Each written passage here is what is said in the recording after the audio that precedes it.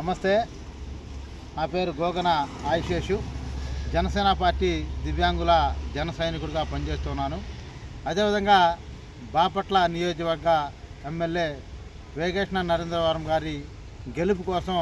మరి తెలుగుదేశం పార్టీలో వికలాంగుల నాయకులుగా పనిచేస్తున్న వారు, అదేవిధంగా జనసేన పార్టీలో నేను కూడా వికలాంగుల నాయకుడిగా పనిచేస్తూ మరి బాపట్లలో ఆయన గెలుపు కోసం మా వంతు మేము కృషి చేసి ఆయన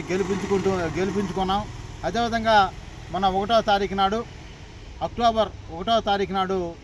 బాపట్ల గవర్నమెంట్ హాస్పిటల్లో దివ్యాంగులకు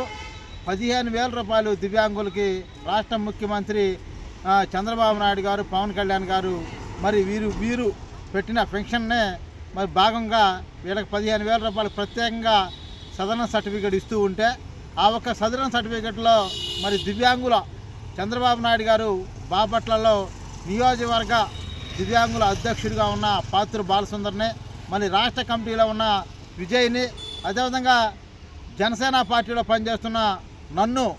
మమ్మల్ని ఎవరిని కూడా పిలవకుండా మరి ఆయన సదరన్ సర్టిఫికెట్లు, దివ్యాంగుల సదరన్ సర్టిఫికెట్లు ఆయన చేతుల మీద కూడా ఇచ్చి ఉన్నాడు. అంటే ఈ నియోజకవర్గంలో దివ్యాంగులకి మరి దివ్యాంగులు చిన్న చూపు చూడటం బాగోదని చెప్పి కూడా ఎమ్మెల్యే గారు తెలియజేస్తున్నాం. దివ్యాంగులు ఒక సదరన్ సర్టిఫికెట్లు కూడా ప్రభుత్వం ఎవరైతే ముఖ్యమంత్రి గారు ప్రకటించిన మరి తెలుగుదేశం పార్టీ నాయకుడిని, మళ్ళీ అదేవిధంగా తెలుగుదేశం పార్టీ రాష్ట్ర నాయకుడిని, అదేవిధంగా నేను జనసేన పార్టీ నుంచి కూడా నేను పనిచేస్తూ ఉంటే మమ్మల్ని ఎవరిని పిలవకుండా నీ ఒక ఒంటెద్దు పోకడితో వికలాంగుల సర్టిఫికెట్లు కూడా మీ ఇష్టం వచ్చినట్టుగా మీరు ఇవ్వటం, మమ్మల్ని ఎవరిని పిలవకుండా రాష్ట్రంలో ఉన్న దివ్యాంగులందరినీ కూడా, అదేవిధంగా బాపట్ల ఉన్న దివ్యాంగులందరినీ కూడా, నియోజకవర్గంలో దివ్యాంగులందరినీ కూడా అవమానపరిచే మార్గంగా ఎమ్మెల్యే గారు నడుస్తూ ఉన్నారు. ఈ ఒక విషయం మీద మరి చంద్రబాబు నాయుడు గారికి,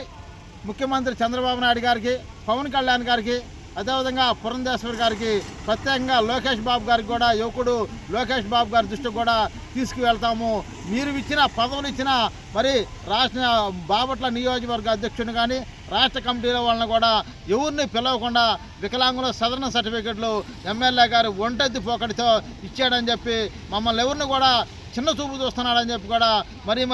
మీకు తెలియజేస్తానని